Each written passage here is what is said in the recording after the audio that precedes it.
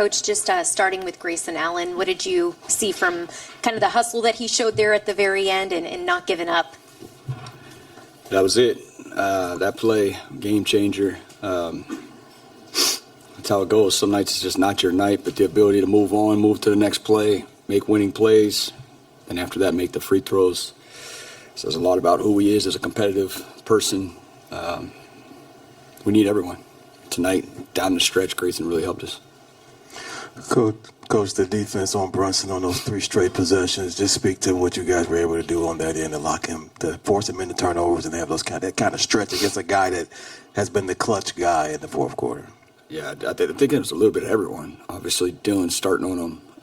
There's a reason why Dylan started on him. We wanted to set that tone, try to pick him up best we could, put some size on him.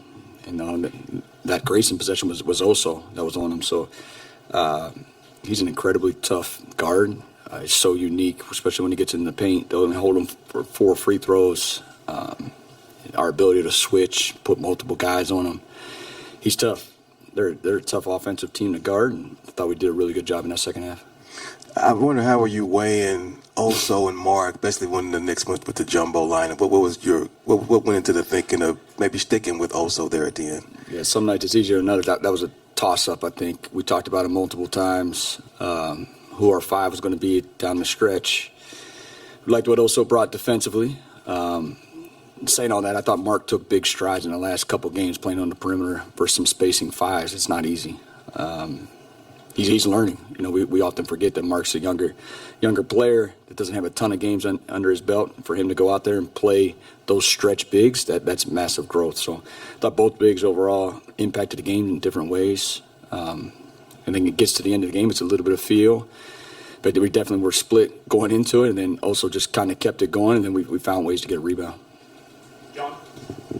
Yeah, and Oso specifically, right after he misses those 2 free throws, he picks up Brunson on the switch, and Brunson wasn't even able to get a look, and that's what set up the Grayson. Yeah. Grayson, can you tell us a little more about that and what you were hoping he'd be able to do on Brunson there? Yeah, I think that's why we did stick with him.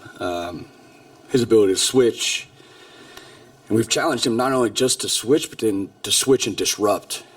Even in the Houston game, I thought there was possessions there down the stretch on one of the hardest players to guard in the league where he was able to switch and disrupt and really cause some turnovers or create havoc. So it's a luxury that we have those bigs that we can go either way. Tonight we decided to switch more. Obviously with Towns on the perimeter a lot, it makes it easier to switch. But again, it's the ability to move on to the next play.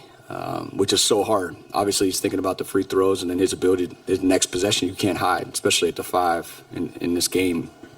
Both ends, the 5's going to be involved every single possession. Did a great job moving on. Was that just a situational read by him that he moved up to take away the 3? Yeah, I think it was a 3 or 5 point game. It's definitely a no 3 defense situation. You know, we're trying to take away the 3-point line. That's the tough part. You start saying no 3s, take away the 3-point line, but also guard those dynamic off-the-dribble players. So that's a challenge. Did a great job. Feel like he's had a great month of guarding so many different players. And with those young guys, it's his second year. Second year of those experience, these reps versus a first-team All-NBA player, high level. Great for his growth. Steven? Jordan, it feels like with all of the attention Devin gets, a lot of the attention is on him and the initial decision that he makes off of it, but go to the OKC game, Royce has 22 screens. He does a lot of stuff in the Houston game and Memphis, and then tonight, being the person that's getting that matchup for him and then executing off the attention he gets. What kind of goes into finding someone that has that feel as a secondary playmaker to keep an advantage once you get into the numbers advantage?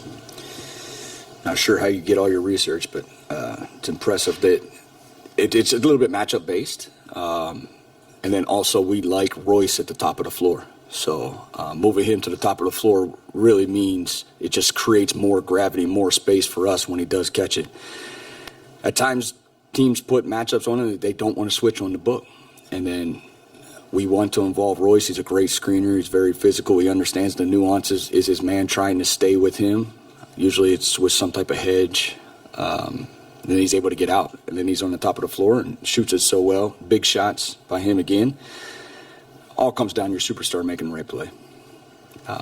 Book's ability to continue to make the right play in every single situation, really kind of the stir that straws our drink offensively. Like, he just does it game after game after game. His ability to pass, make the right play. Do you remember the first time you noticed Royce's ball fake or pump fake as an opposing coach?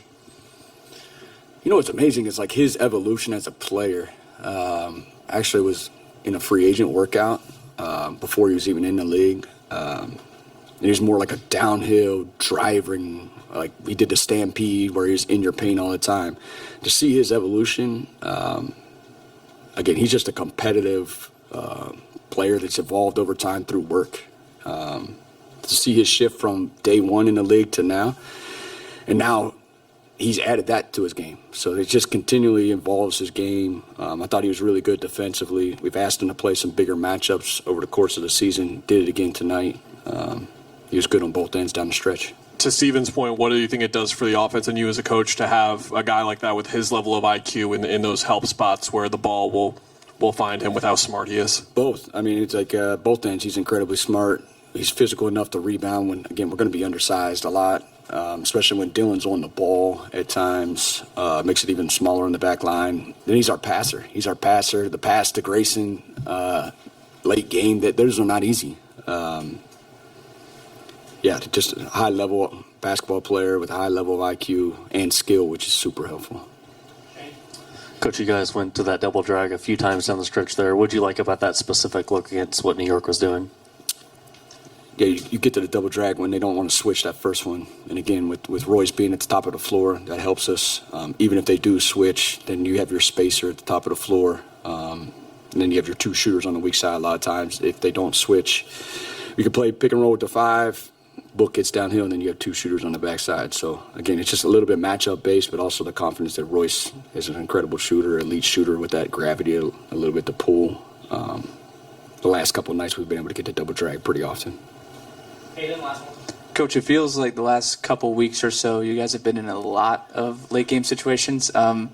Have you sort of seen either yourself or just the team as a whole sort of grow and adapt to those situations? And where are some of the areas of improvement you've seen over the last couple weeks?